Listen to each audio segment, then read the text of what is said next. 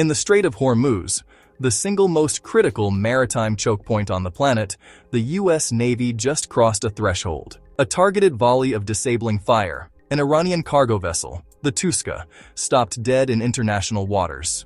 Boarded, seized. This was not a warning shot. This was not a bluff called. This was kinetic force, authorized and executed during one of the most fragile standoffs in recent memory. And the shockwave from that moment is still moving, through Tehran, through Beijing, through every shipping boardroom on the planet. Here's the full breakdown. Let's talk about why this specific waterway changes everything. The Strait of Hormuz, at its narrowest, is just 21 miles wide. Yet through it flows approximately 20 to 21% of the world's total oil supply. Every single day. No other choke point on Earth compares. China alone moves 4.4 million barrels per day through here. Japan, South Korea, India.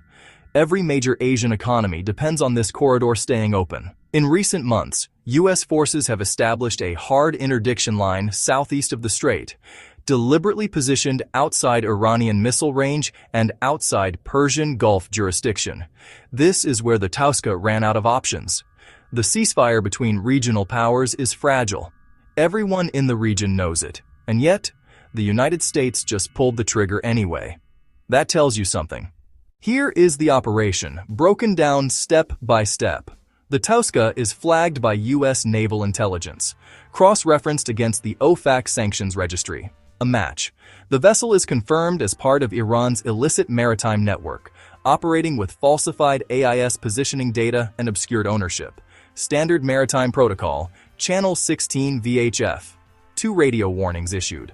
The Touska's captain is informed of sanction status, the interdiction perimeter, and the consequences of continued non-compliance. No response. Vessel maintains course.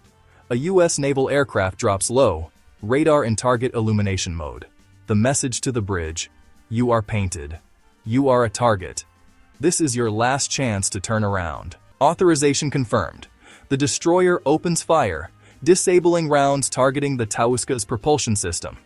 Engine room, propeller shaft.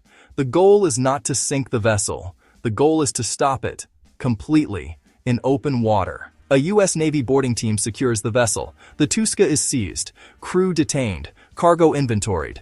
Total time from first warning to seizure, under 2 hours. This wasn't just any vessel. It was a node in a network. The Iranian shadow fleet is estimated at between 250 and 300 tankers, operating in the shadows of international maritime law since at least 2018.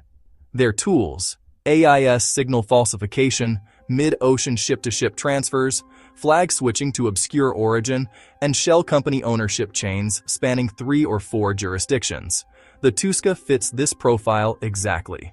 Flag of convenience: ownership buried in offshore entities. Cargo documentation that on paper appears clean. Here's the pattern.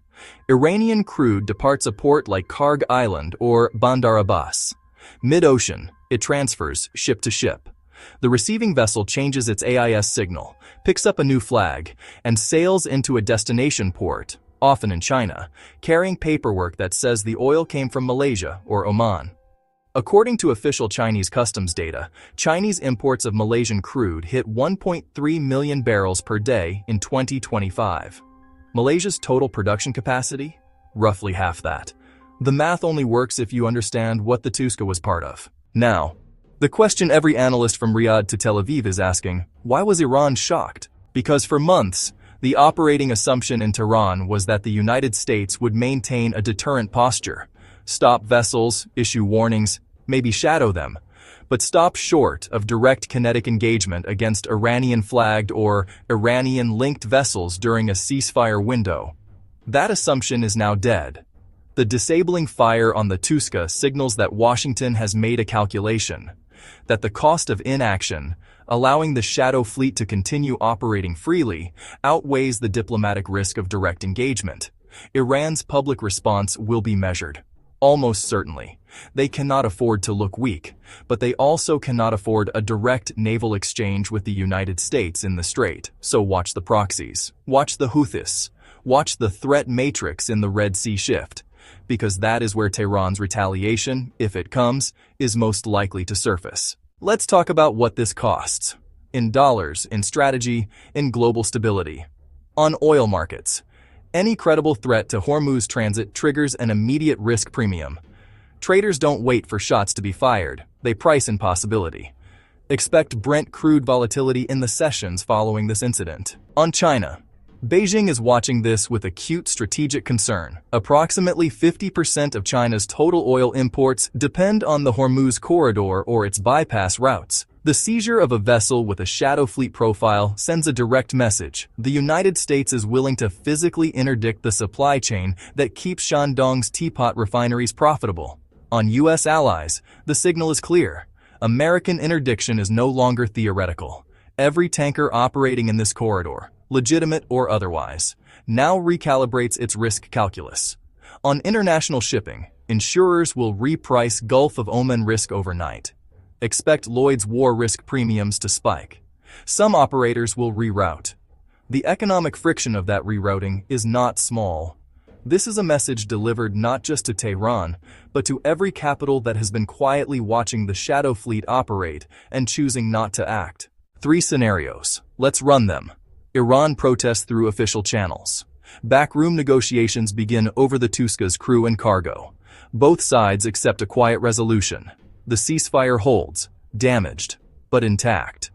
U.S. enforcement continues, but avoids further kinetic action for now.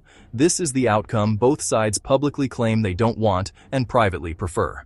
Tehran doesn't respond directly, but the Houthis begin targeting commercial shipping in the Red Sea with renewed intensity. IRGC fast attack boats increase harassment of tankers near the strait. Mines appear in shipping lanes.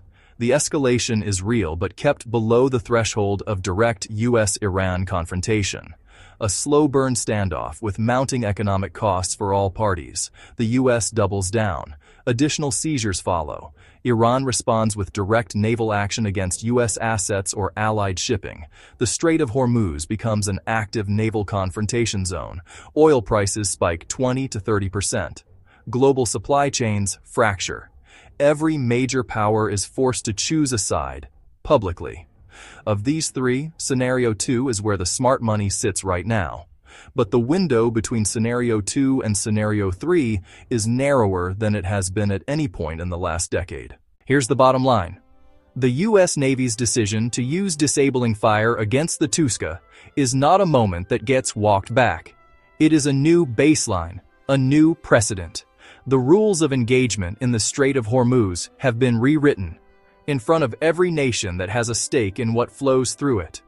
Iran may be shocked, but their next move will determine whether this becomes the incident that stabilized a tense standoff, or the incident that broke it open. The strait is 21 miles wide. The margin for error is narrower. If you want the full picture of what's building in the Gulf, and what the U.S. Navy's next move likely looks like, subscribe. New strategic analysis drops every week. No noise, no filler, just the breakdown that matters. And drop your read in the comments. Which scenario do you think plays out? I'll see you in the next one.